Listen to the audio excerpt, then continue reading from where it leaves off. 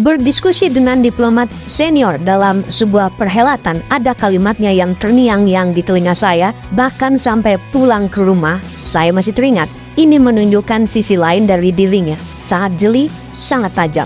Beliau adalah mantan dubes, politikus senior Golkar, sangat energik dan memiliki keunggulan di dalam keluasan berdiplomasi bicaranya. Dia mengatakan ke depan, sebaiknya Indonesia meletakkan Papua di tengah. Papua akan menjadi Centrum of Gravitatis, tengah dari sisi timur 14 negara selatan Pasifik, sisi selatan negara Australia dan New Zealand, utaranya adalah Filipina dan Indonesia, sisi baratnya Papua akan kendalikan 4 wilayah tersebut. Saya cukup lama mencerna kalimat tadi dan setahu saya belum pernah ada diplomat yang mengatakan hal ini, yang membuat Papua jadi Centrum of Gravitatis. Papua akan menjadi pusat ekonomi, pusat pangan, pusat energi, pusat mineral, dan pusat geopolitik kawasan.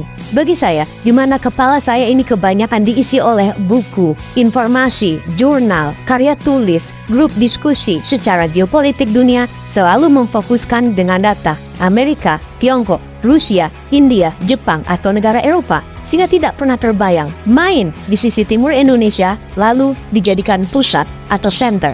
Dalam hati saya, mungkin Mas diplomat ini belajar dari Rasulullah Nabi Muhammad SAW yang melihat kota Yathrib yang 92% penduduknya buta huruf, bangsa nomaden, yang kemudian nama kota itu diubah menjadi Madinah Al-Munawwaroh, yang artinya kota yang berkilau, yang bercahaya ilmu dan keberkahan. Yang benar saja, penduduknya dalam waktu singkat berubah mindsetnya, berubah perilakunya, dan benar, Madinah menjadi kota bercahaya dalam waktu singkat, Centrum of Gravitatis. Tentunya ketika di awalnya hanya Nabi Muhammad yang tahu karena beliau bisa melihat ke depan. Apakah sahabat mantan diplomat senior ini melihat cahaya terang di Papua sebagai kekuatan geopolitik? Itu langka dan itu visioner dan itu harus dipertimbangkan sebagai sebuah terobosan. Papua adalah aset negara yang terbaik yang masih belum dikelola dengan sempurna. Namun ketika jadi pusat pergerakan Centrum of Gravitation, itu game changing. Lalu saya tanya apa yang dilakukan di sana? Dia menjawab, Indonesia membangun IKN kedua di Papua tanpa hutang 100% lokal dan akan meningkatkan ekonomi Indonesia untuk daerah tersebut, terutama Maluku dan Papua. GDP-nya naik 3 kali lipat dalam 10 tahun ke depan.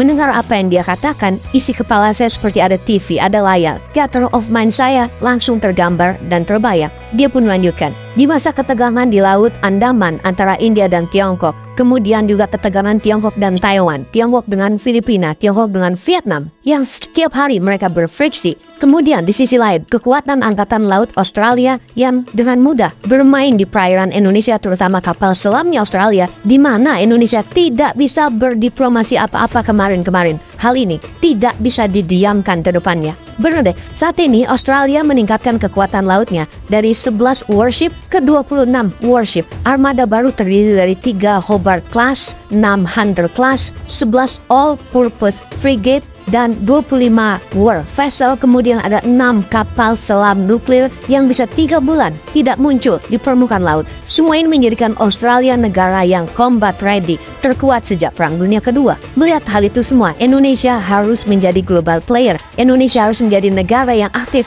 Indonesia harus punya alat tawar dan alat tekan. Harus punya diplomat berpengalaman untuk bermanuver di antara buasnya negara adidaya. Di ujung diskusi, dalam hati saya berkesimpulan, karakter 5 tahun ke depan adalah war-like situation, di mana untuk posisi strategis Menteri Luar Negeri, maaf bukan rasis ya, sepertinya untuk kabinet Pak Prabowo Gibran, seorang pria lebih cocok jadi Menteri Luar Negeri. And I guess, the excellency di depan saya ini, one of the best kandidat deh.